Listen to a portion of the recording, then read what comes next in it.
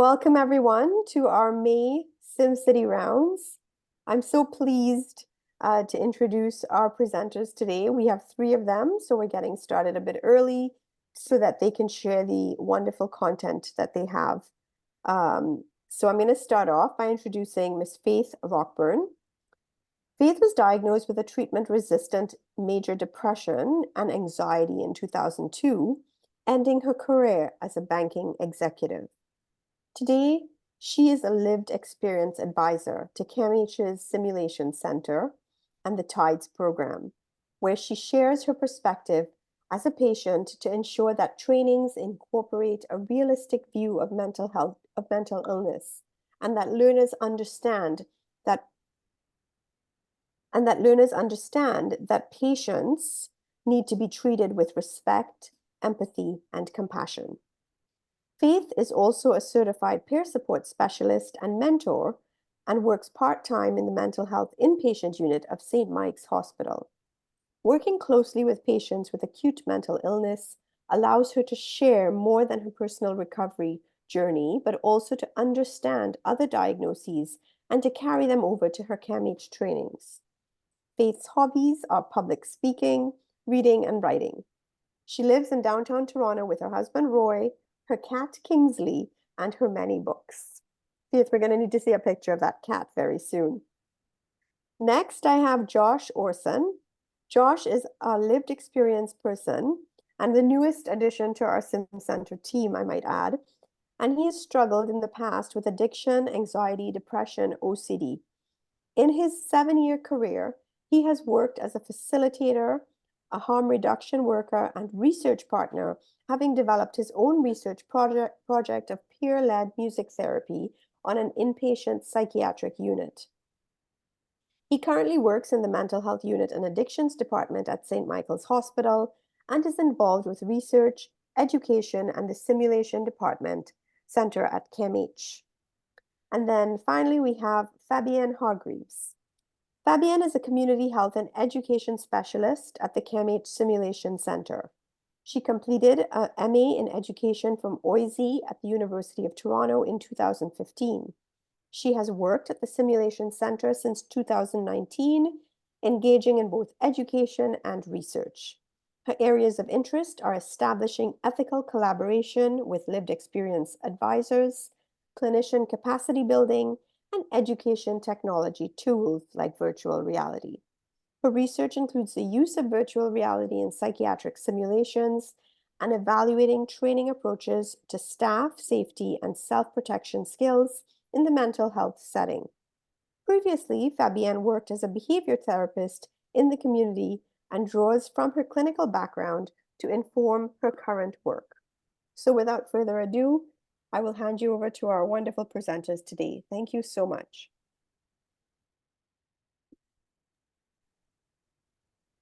Okay, great. Thank you, Petal, for the lovely introduction there.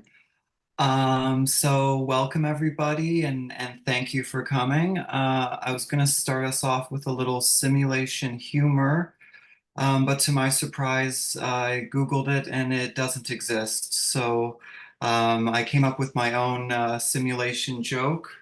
How many SPs does it take to screw in a light bulb? The answer is none. It's a horrible joke, so it doesn't matter. All right, thanks for coming. So we'll get right into it. Yes, so the agenda today is welcome and introductions, LEA and CAMH Simulation Center collaboration, data talks, the importance of evaluation, but what does collaboration actually look like? And we're going to go over a case study. We're going to look at some hopes and fears of working with lived experience people, remedies for those fears, and we'll have some Q&A at the end. So if you want to kind of pool any questions, we will have a slot for that. And then we'll go over some key takeaways. Thanks, Josh. So I'd just like to start us off with a land acknowledgement for the land in which CAMH resides on. So CAMH is situated on lands which have been occupied by First Nations for millennia. lands rich in civilizations with knowledge of medicine, architecture, technology, extensive trade routes throughout the Americas.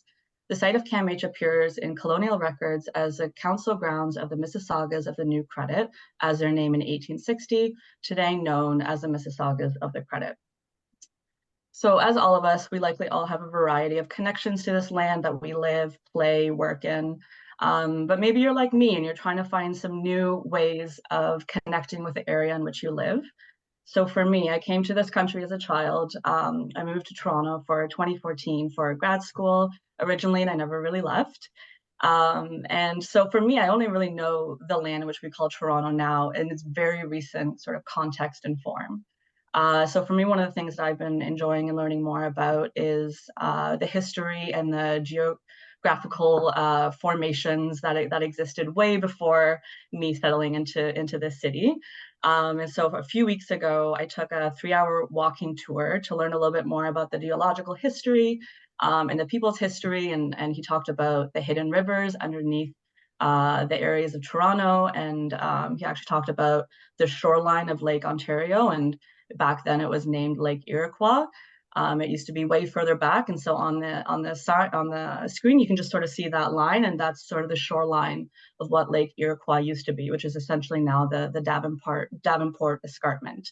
And he also talked about how different Indigenous settlements lived and traded along the escarpment and the Humber River and the Don River. And for me, it was just really eye-opening to learn a little bit more about the roots of this land, and so thought I would share sort of my experience a little bit recently. And of course, I welcome you guys to take walking tours as well in the city to learn a little bit about the area you might live in. Yeah, it was really great for me.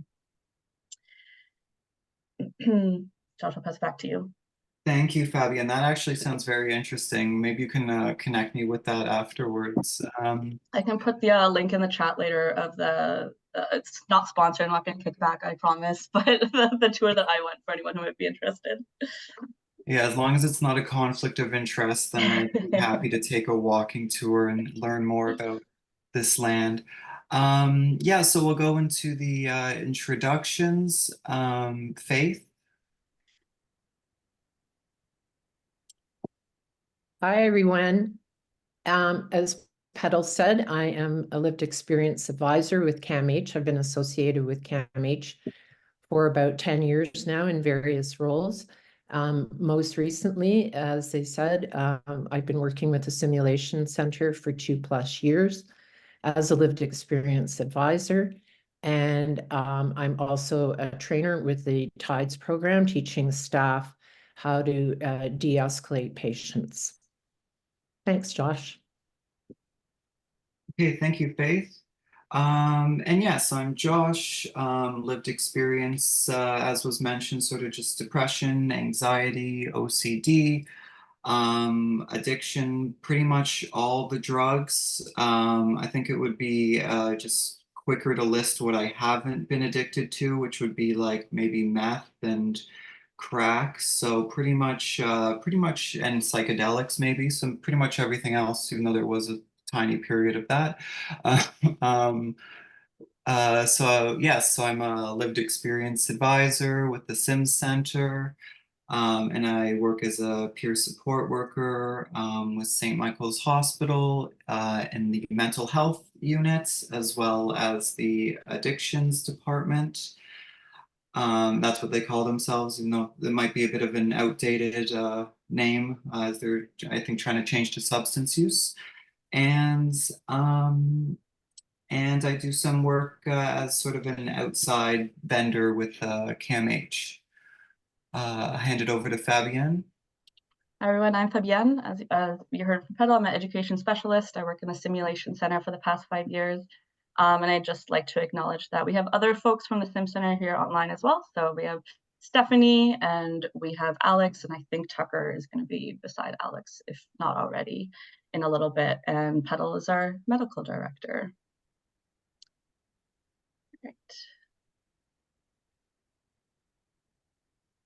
Okay, great. And so just to kind of recap the learning objectives for today. So by the end of this presentation, you'll be able to identify the benefits lived experience advisors bring to all stages of simulation. I'll just start calling it LEAs now instead of lived experience advisor. Describe what collaborating with LEAs looks like at each stage of simulation. Describe approaches that support collaborating with LEAs. And to start with, we wanted to kind of open the floor and ask the group, what has been your experience collaborating with LEA to date? And you can type in the chat or come off mute.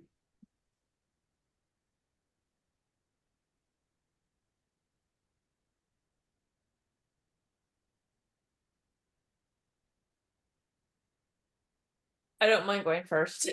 I didn't know where the hand was if you'd like me to. Oh, yes, no. please, Sarah. I'm not good at typing. So we have been working towards getting funding to pay our LEAs and doing lots of background research because, again, it's we don't want to do it without doing it right. So we are sort of in the novice stages. We've done a little bit of collaboration with LEAs at this point, but very minimal. Want to do more. That's interesting. Thank you, Sarah. And so far, what have been like your biggest barriers to kind of getting that started? I know you mentioned finances seem like one thing, kind of getting that together. Yeah, I think also time, because you want to make sure you do it right and take the time to do it. And so we don't want to rush it. We've done a bunch of reading of how it can go sideways. So little bits, but going slow. I can relate to that a lot, Sarah. That's definitely how I felt and where we were not that long ago either. So. And not sideways because of the LEAs, sideways because due diligence wasn't done and students, were not prepared adequately. Yeah. And there was things said by the students to the LEAs. So it's not on the LEAs, it's on us to do the better preparation and put the supports in place for the LEAs. There's definitely a lot of moving pieces, and it can be challenging to kind of find when that window appears when you can really jump right through and pull it all together. So thanks for sharing. It's very interesting to hear your experience with it. So for the interest of time, we'll just go ahead and continue. We're going to talk a bit about what LEA are, what we do, and what it looks like with the Sim Center. I'll hand it over to Faith. So hi again, everyone. So who are we actually talking about and what do these people do? What do LEAs do? So at CAMH Simulation Center, I'm just going to read this. I know you can all read, but just so we're all on the same page. At the Simulation Center at CAMH, lived experience advisors are those of us who have been impacted by mental health, mental illness, and or addiction, and we share our journey. And that means that we are open about it and tell people, as we have today. And we do that to create and enhance healthcare educational programs. We are also commonly known as people with lived experience. We're kind of trying to get away from that to become advisors, and that's why the change of name. At CAMH, we also used to be known as service user educators, or SUs, which I never liked because it sounds like kind of a service station. So we're lived experience advisors, and CAMH recognizes that lived experience advisors must be actively involved in the development and delivery of medical education, because we're able to integrate our own experiences and different perspectives into simulation-based education. So here's an example. When I'm looking at, or Josh and I are looking at a simulation scenario, and we'll get into that a bit more later, I would be looking to ensure the patient is represented in a respectful, unbiased way, and that healthcare, whatever actions and language is used towards me in a simulation or used towards the actor, reflect and respect them and provide learners with the opportunity to respond with empathy and compassion. That is our primary goal. So who better, and really what we're there to do as well is to add realism, because who better than someone who's been a mental health patient to be able to say what it's like. Thanks, Faith. So this slide, my hope here really is just to highlight some of the work that we've collaborated on together over the past couple of years. Like sort of I mentioned a little bit when Sarah was talking, we are still new to this journey as well. I mean, we've done this for a couple of years now, but that's not a very long time. So very lucky to sort of be here today to chat about our experiences and our learning so far. But what I'm kind of hoping to get on this slide is just like highlight the breadth of the collaboration that we've done in a short period of time. So we have done, collaboration, a lot of simulations, and as Faith said, she'll shortly go in a little bit more depth around like what does that actually look like, practically speaking. But we've also been able to do some scholarly work like abstract submissions and conference presentations, presentations like today. And then also in the spirit of co-production, we also collaborate on formalizing their roles more robustly. I'll talk a little bit later about how we sort of initiated our collaboration fairly organically, or grassroots, or as grassroots as you can get in a massive institution, I guess.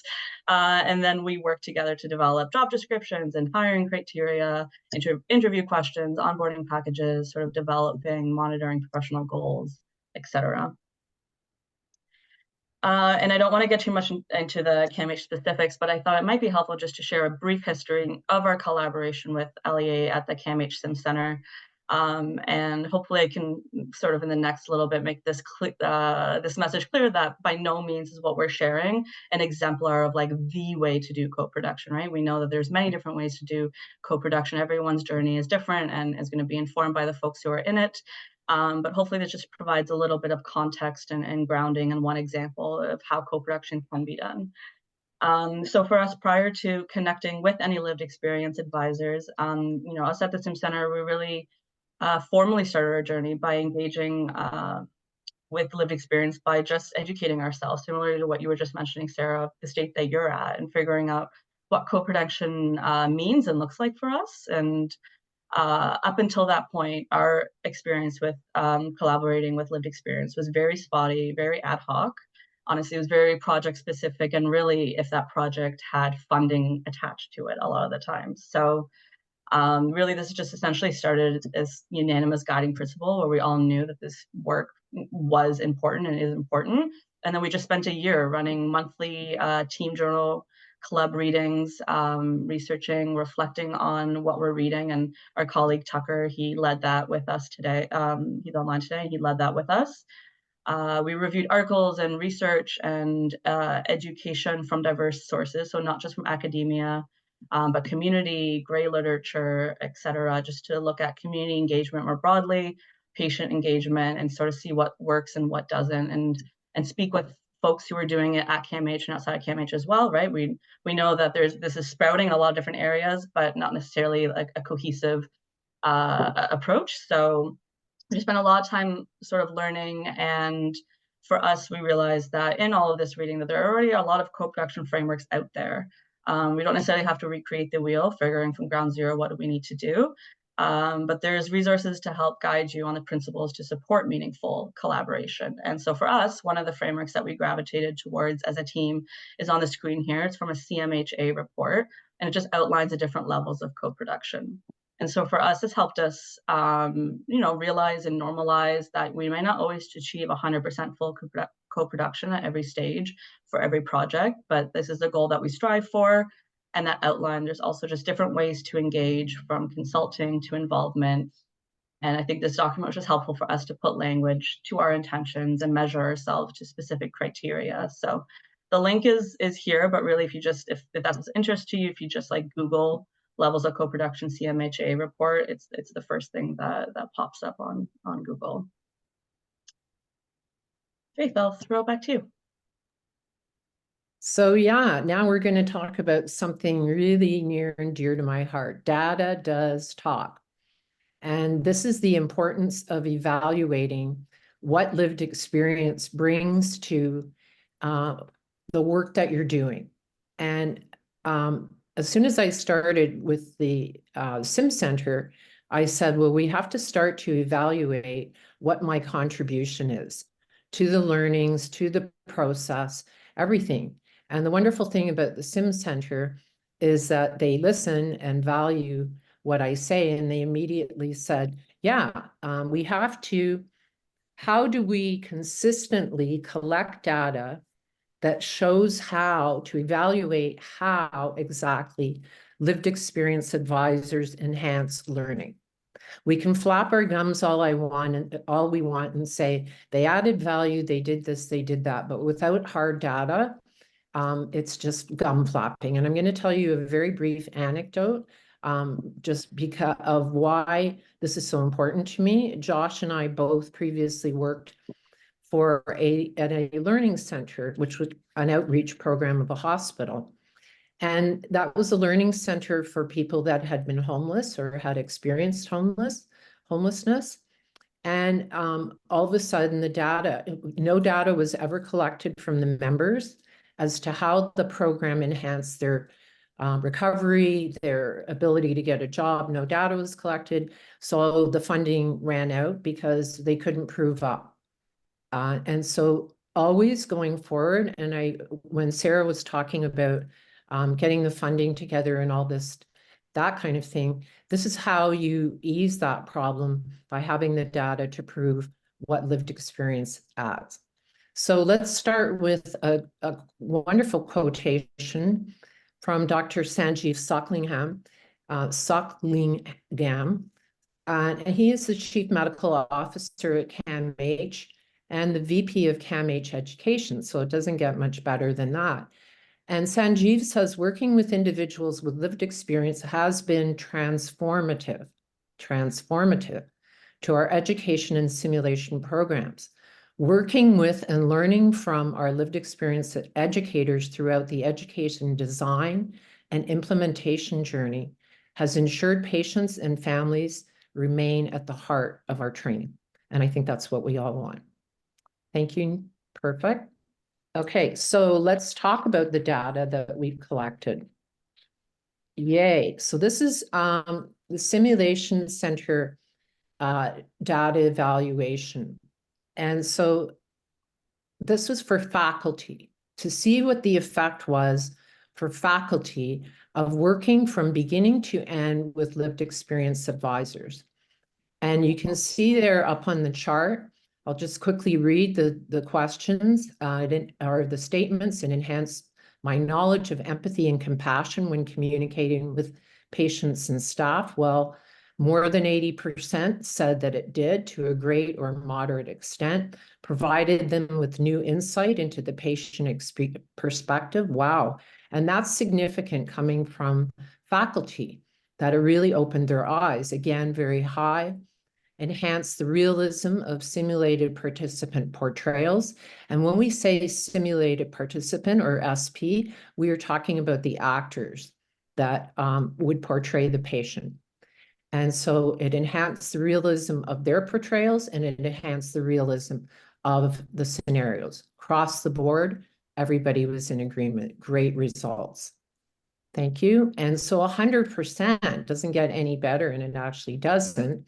We're satisfied, very satisfied with their experience, and would working with lived experience, and would recommend it again. And so that's very significant to me. And I just want to highlight the second point. The second quotation: now that we have lived experience advisors involved in our work, I wonder why we didn't do it earlier. In addition to their objective contributions, they speak emotively about the work of the team, the clinical vignettes, the clinical processes for clients. So it all makes sense, doesn't it? Who better to speak to than people that have experienced these situations?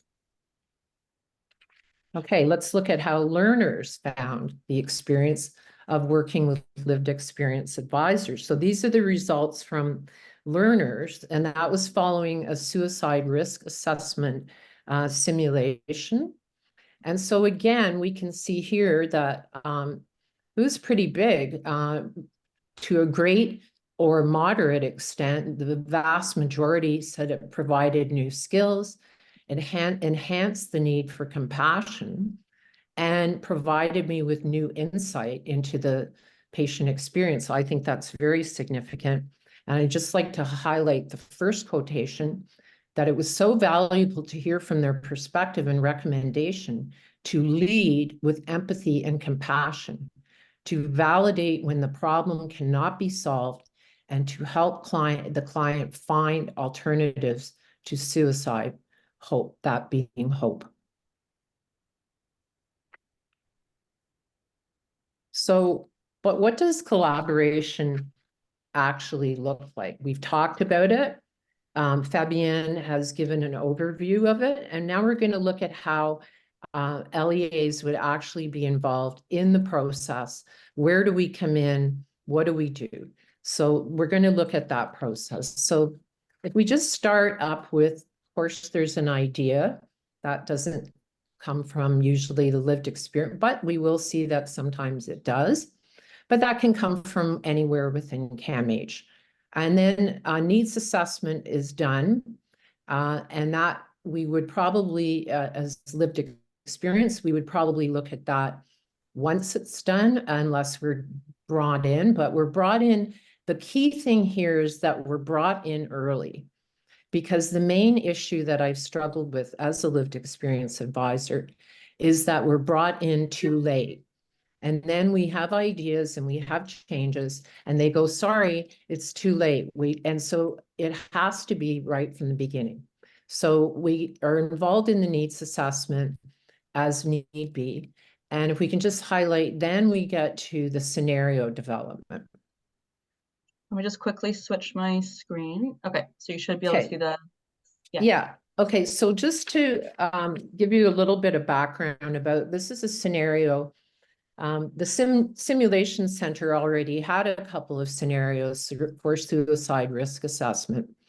And that was great, but I wanted to come up with a scenario that was of a different type. The two scenarios that we had, patient had very similar diagnosis, and I wanted to do one that was closer to my heart, that being very major depression.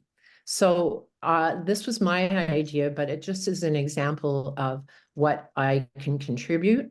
So if we go down to the objectives, if you see the first one, and this is what we lead with, creating a therapeutic alliance with the patient by demonstrating respect, empathy, and compassion. And that objective used to come at the very end of the objectives. And we moved it to the beginning because there is no point. You cannot get anywhere collecting information or doing whatever your job unless you create that alliance with the patient. And then we're looking for, obviously, how does the learner gather the information to assess the suicide, integrating that information and discussing what the plan is. So I just wanted to point out that we lead with respect, empathy, and compassion always. Okay, and then if you can go down to appearance, Fabienne, please. Yeah, so just to say, so what I did here was I created a patient named Anna. And Anna is actually based on myself and patients that I have worked with at St. Mike's. Of course, any personal information has been completely changed to protect their privacy. But you can see here what I can add. What do they look like? They haven't been sleeping much recently. They're uncapped and their hair is in disarray. So that's very realistic. Then if we go down to, we go on to the details. This is very typical, living alone, divorced. And so just to highlight, I'm not going to go through this whole thing, but I just wanted to highlight some of the things that I wanted to really bring in for realism. And if we look at the beginning, I think that's the fourth line down, Anna cries easily and was telling her there's no point in anything anymore.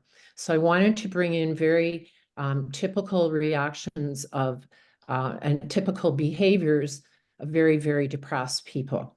And the reason that I wanted to create this was because very, very depressed people like myself, it's very hard to connect with them. And so this is the challenge to learners, is to find the key to opening them up. So if we look at that, and then and you go down to the next, does not feel like talking since nothing will change for me. This is all the kind of realism that I'm trying to bring. The next paragraph is the recent trigger. This is what I see all the time at St. Mike's. There will be a recent trigger. Things will be going along okay. In this case, the patient was asked to create an art piece and was so hard on herself that she withdrew it from the exhibition.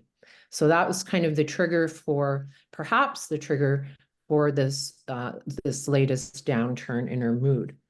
And then just going on, Fabienne, if you can, to strengths and positive coping strategies.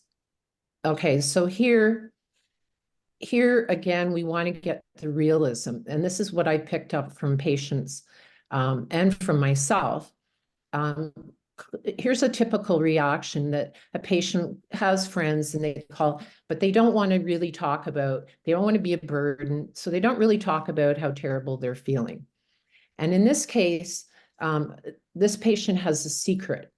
And so the objective with this would be to find out what secret this patient is carrying, because from my experience, both as a patient and as a peer support, secrets cause sickness and secrets keep people sick. So what we want to get at is that she is holding the secret. This is what we want the learners to get at.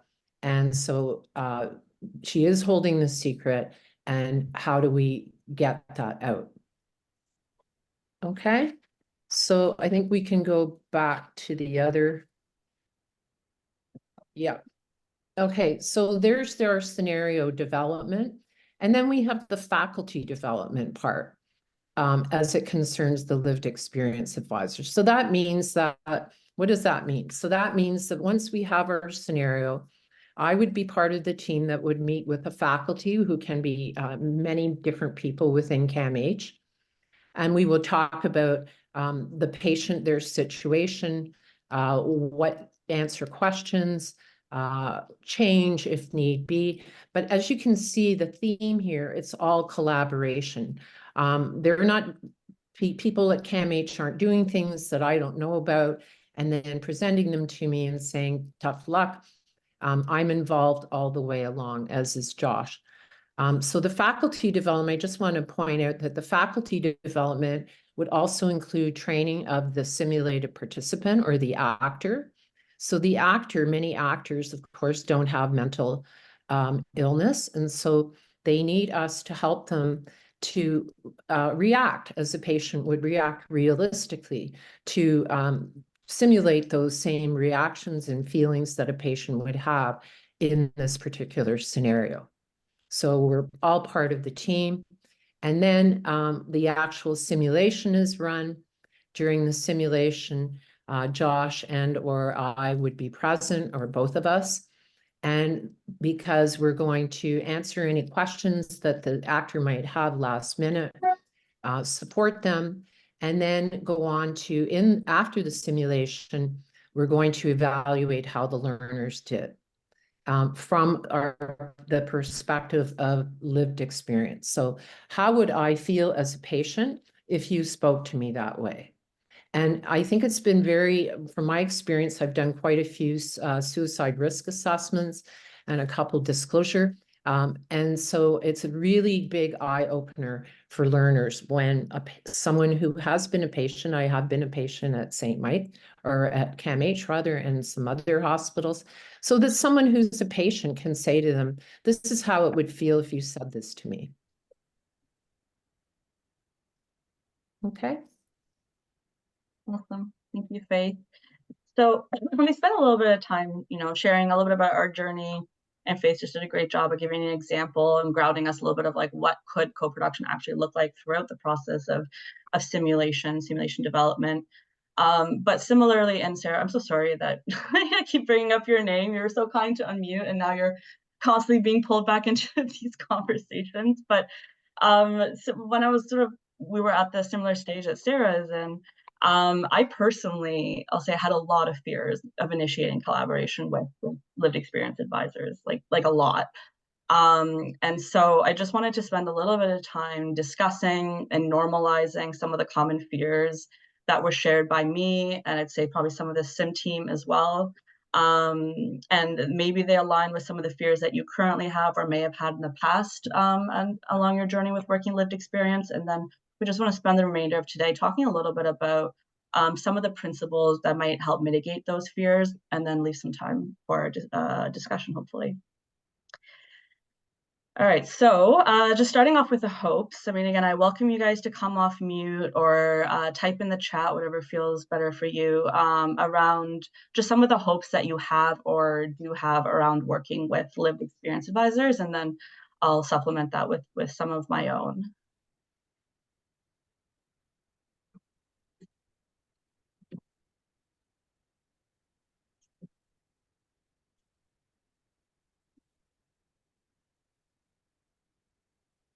Totally.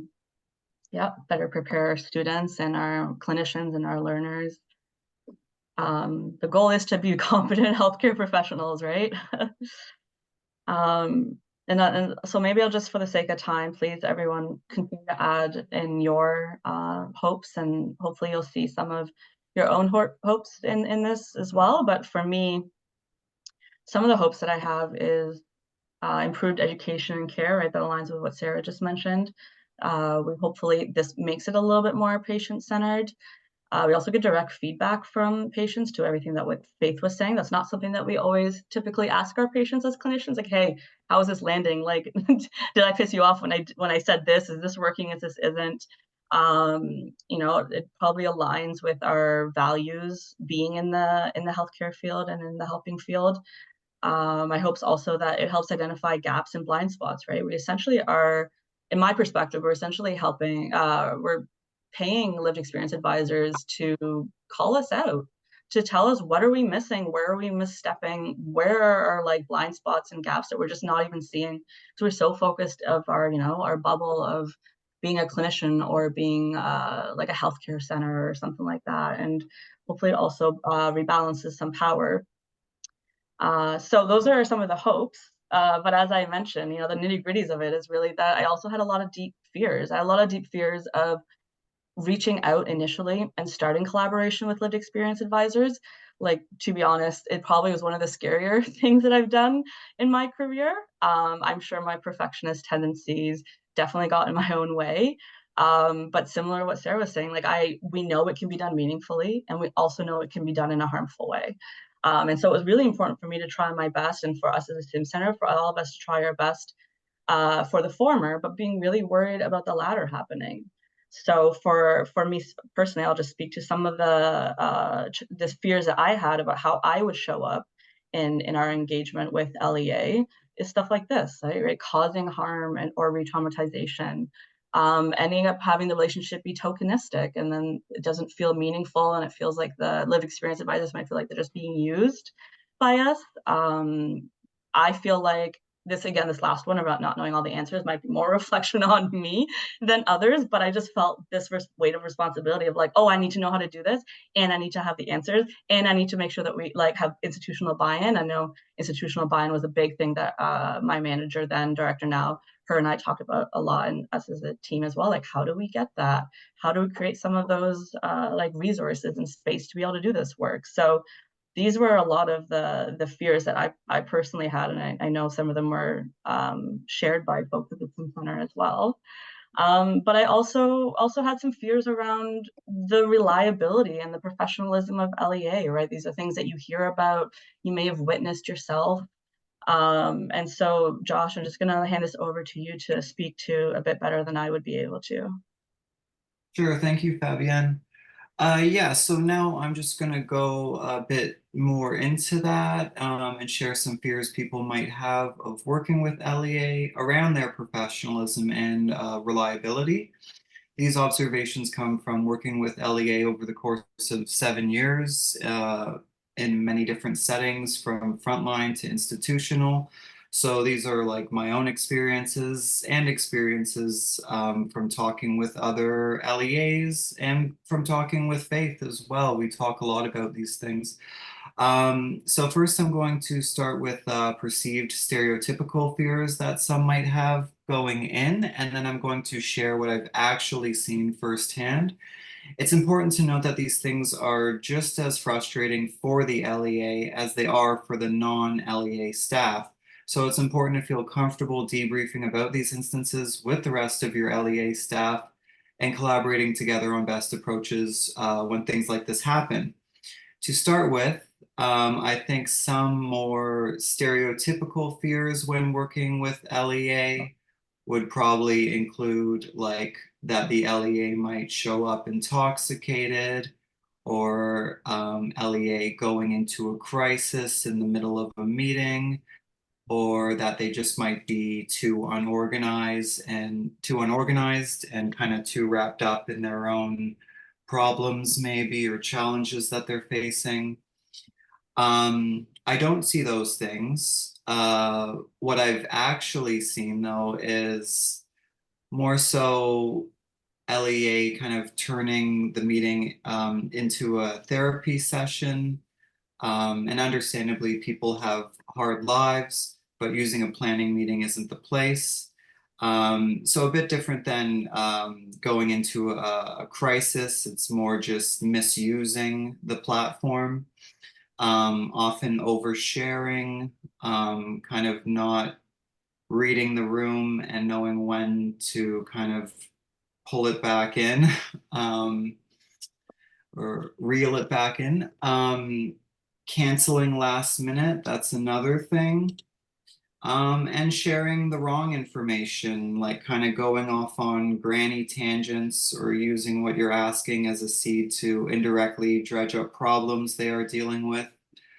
And finally, the next examples I'm going to list trend towards the unspoken power dynamic hanging in the room that is inherent to all interdisciplinary group meetings, and kind of the vindictive responses that emerge because people are invalidated or don't feel they will have a voice. So those would kind of include the LEA being easily offended just so that someone in the room appears wrong and out of touch. Another would be othering themselves and setting ground rules for their participation so that the rest of the room can't act freely and everyone else is forced to walk on eggshells the whole time. And finally, the last would be overinflating themselves in one shot, and then that's all they got, and goodbye. So this is where I've seen people come in and promote themselves to the lived experience lead kind of thing, decide what everyone is going to do and how they're going to do it, and sort of talk over everybody and then never come to another meeting again. Yeah, so that's kind of that. I'll hand it back to Fabienne. Thanks, Josh.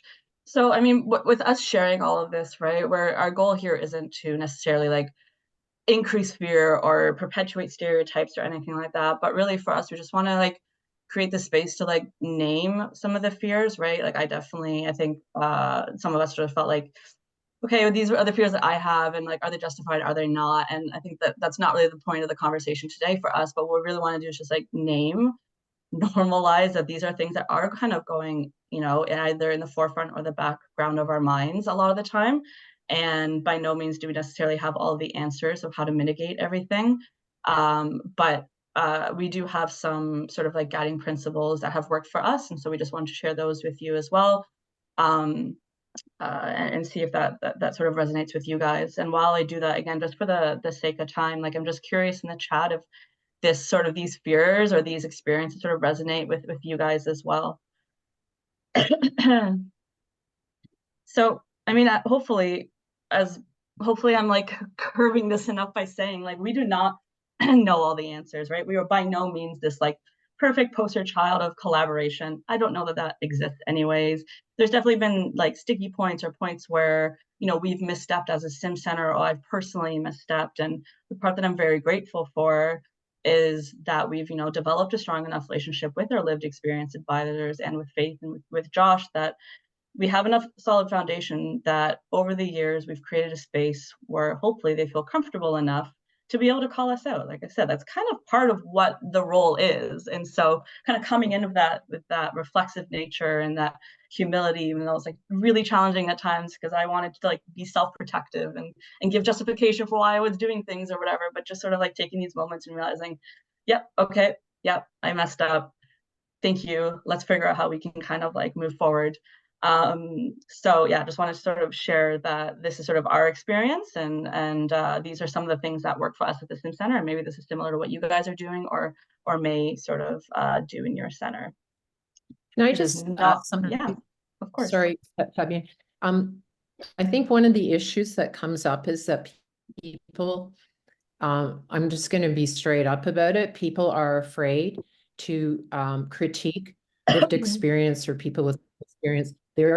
That's been my experience, that many staff are afraid to say anything because they think they're going to send us into a crisis. They're going to hurt our feelings. They're going to re-traumatize us. But at the same time, we are also employees, and we have a responsibility to fulfill the role in the way that is acceptable. And so it's not being afraid to say something. Josh went over a lot of common issues, and what I've seen, the problem is that no one said anything. And then that behavior just continues because naturally people think it's okay. And so that's where we want to kind of normalize this role and make it be that there are responsibilities on both ends. Thanks. Great. So for us, these are sort of some of the main sort of principles that we've developed. And I'll just say this was not something that we developed from the onset, right? This is like a couple of years in that we've been just like continuing to work through and yeah, co-develop and add to and change as needed. But the first one, similar to what the conversation was at the beginning of our talk, was just determining a framework and values, right? So developing sort of meaningful or ethical co-production practices inherently take a lot more time and a reflection of power, positionality, etc., than collaborating with a colleague who works on the same team as you in the same hospital. So just taking the time to determine frameworks that work for you, the values that resonate with you and your teams. So for us, it was very much a focus on anti-oppressive practices. And as I mentioned before, we took a whole year of just like reading research and great literature and speaking with other teams to determine and kind of figure out like, what are the lessons learned? What are the things we ideally try to stay away from? What are the things that kind of like help foster a good collaboration? And then the second part is kind of developing a beginning of infrastructure, right? Our principles and our view in this is that you don't need to have everything established. Part of ethical and meaningful collaboration is giving space to develop processes that work for everyone, right? Work for the staff and work for the lived experience advisors. And so, like I said, we were as grassroots as you can be. Our manager director now gave us a really great space to just figure this out together. She really was good at like allocating very creatively some funding, right? We did not necessarily have full financial institution buy-in at the moment, right? That's not necessarily realistically how it works. You often have to be very creative. So our director, she helped allocate some of our SP funding. So I think we only had 1,500 for the first year, somewhere around that, to work with 2 lived experience advisors. That's not a lot of hours. But it was just a really great opportunity for us to like have a little bit of seed money, a little bit of space to collaborate together and figure out together with LEAs, like what does this partnership look like? What is needed? And then that kind of, and then with the evaluation that Faith was saying, then it kind of like grew and grew a little bit. And we still are working on finding creative funding opportunities and stuff like that. So by no means that we all of a sudden have this unlimited funding, but I think it was important to develop a little bit of that infrastructure before we start initiating our interactions with LEAs. And with that also kind of comes that reliable and regular payment schedule, which was actually so hard. I don't know if you guys can relate. So hard to work with like accounts payable and finance, because they're not staff, they're not CAMH employees. And so how do we get contracted invoices regularly paid every 2 weeks? The expectation that they get paid the same way as us should be there. So yeah, it was a little bit tricky. But Josh, I'm going to pass it over to you for third and fourth. Okay, thanks, Fabienne. Yes, so number 3, hire and onboard. So you can have expectations for LEA the same way you would for your staff and colleagues, kind of as Faith was mentioning. It's also okay to expect LEA to explicitly share their lived experience. We don't expect LEA to bring all their lived experience to work the same way that isn't expected of me. However, part of LEA is bringing their lived experience to the job, so it's okay to explicitly ask what lived experience they would bring to this role. And I think that's very important, because then you might be cautious about approaching LEA, and then they might just have no lived experience, and then that person gets hired on. So it's extremely important to be upfront and ask LEAs, what is your lived experience? So next, so work towards developing a job description with roles and responsibilities, etc. For us, we didn't start this way initially. Again, very grassroots. Reached out based on some collaboration we did with LEA from another team. But as time went on, we now have established a job description and package and process for onboarding. Also think about accessibility and how you can balance LEA standards with making the hiring process accessible. An example might be extensions on application deadlines, requesting a cover letter or not, transparent interview process of who will interview you, what that will look like, possibly questions beforehand. And finally, the same way you would for your staff, develop an onboarding process that gives LEA understanding of how your team works. Attend team meetings, shadow other LEA, even though they're likely not hospital staff, spending time and resources of having a similar hiring and onboarding model aligns with an anti-oppressive practice of transparency, lifting LEA up, LEA visibility, versus siloing them to only specific areas of engagement. And moving on to number 4, ethical collaboration practices. So that might look like guide your interactions based on the values you've set out as a team. Take time to develop and explicitly write down your ethics processes for collaboration, what roles and responsibilities look like for each project. And this empowers LEA to have a clear understanding of what you expect of them, gives them space to create those roles and responsibilities together. And documentation also helps new staff as they onboard to learn the approach to collaboration your team takes, as well as other stakeholders, collaborators you may work with. LEA bring more to their role than their lived experience. They have work expertise in other areas, degrees, and certifications. So capitalize on that. For us, some of the processes that we've co-developed are sharing with all faculty collaborators that part of working with us is collaborating with LEA and building that into timelines. Monthly LEA whole team meetings to review status of projects, discuss what's working, pain points, that kind of thing. Always looping back with feedback and suggestions from LEA, not having their feedback in the void. Does not mean that we have to accept, implement every change, but discussion and explanation avoids tokenism. And I will hand it back to Fabienne to close us off. Thanks, Josh. So really, yeah, the main takeaway here that we've all been saying, it's okay to have clear expectations of LEAs, same way we would with anyone else. But it's also great to, what we're kind of at the stage now, which is a little bit more new for us, but trying to provide opportunities for LEAs to work on their goals, recognizing we have our own internal goals as a Sim Center of what we need, but how can we develop LEA goals in line with the projects that we're working on. So for the sake of time, I'm going to kind of just move us forward a little bit, I think, because we only have a couple minutes left. I really would like to just, Faith, would you mind sharing, is that okay, this resource? Yeah. Absolutely.